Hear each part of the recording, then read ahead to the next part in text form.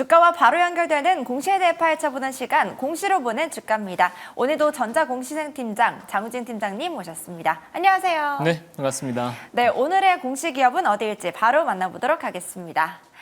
네, 오늘의 기업은요, 삼성전자입니다. 많은 분들이 언제 오를까 관심을 기울이고 있죠. 어느 공시에 좀 집중해보면 좋을까요?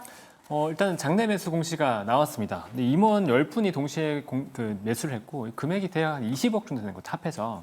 근데 이 공시가 의미가 있다고 보는 게 물론 이제 누군가 시켜서 샀었다 이렇게 판단할 수 있겠지만 결국은 경영진들이 이렇게 판단한 거죠. 위기의식이 있다. 그리고 이 자체가 뭔가 경영을 뭔가 부양해야 된다는 의지를 표명한다라는 거기 때문에 이런 공시는 굉장히 주목해서 봐야 되거든요. 근데 실제로 삼성전자가 지난번에 한 10명 정도의 임원분들이 장내 매수를 한 적이 있었어요. 그게 6월 19일에 있었고 그 공시 직후에 한 10% 정도가 주가가 올랐습니다. 그다음 무너지긴 했지만 근데 그 당시의 상황을 보면 HBM 관련된 기대감이 좀 있었어요. HBM이 엔비디아로 신규로 들어가면서 삼성전자도 이제 드디어 HBM을 공급하는 단계로 들어선다. 라는 거였는데 그게 이제 생각보다 원활하지 못하면서 빠지긴 했었죠.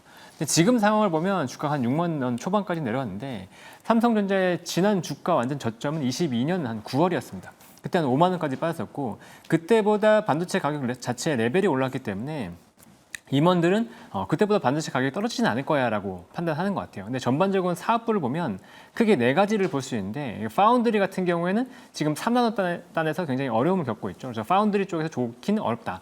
스마트폰이나 가전 같은 경우에도 메인 사업이긴 하지만 이 사업에서 수요가 크게 늘어날 거다라고 기대하기는 어렵잖아요. 결국은 삼성전자는 현재는 반도체, 메모리 반도체 쪽에서 굉장히 큰 관건을 갖고 있는데 HBM 쪽은 여전히 고전을 하고 있고 이 상황에서 레거시 반도체에 대한 수요 둔화에 대한 우려가 조금 있었는데 현재 이제 중국의 부양책이 발표가 됐기 때문에 중국의 부양책이라고 하는 건 결국은 IT에 대한 소비 수요를 늘릴 거라고 기대를 하고 있고 그러면 삼성전자의 레거시 반도체 쪽도 조금은 회복이 될 수 있다라는 기대감으로 충분히 이어질 수 있거든요. 최근에 또 마이크론의 실적 발표를 보면 아직은 뭐 AI 수요도 견조하고 그다음에 반도체 가격도 여전히 좋다라고 판단하고 있기 때문에 삼성전자가 임원들도 그렇고 내부적으로는 이제 이 가격을 바닥으로 해서 적어도 반등이 나올 수 있는 구간으로 볼 수 있는 것 같다. 이렇게 판단할 수 있는 것 같습니다. 네, 삼성전자의 레거시와 또 앞으로의 전망도 좀 좋아질 수도 있을 것 같다. 이런 말씀 주셨습니다. 지금까지 공시로 보는 주가 시간이었습니다.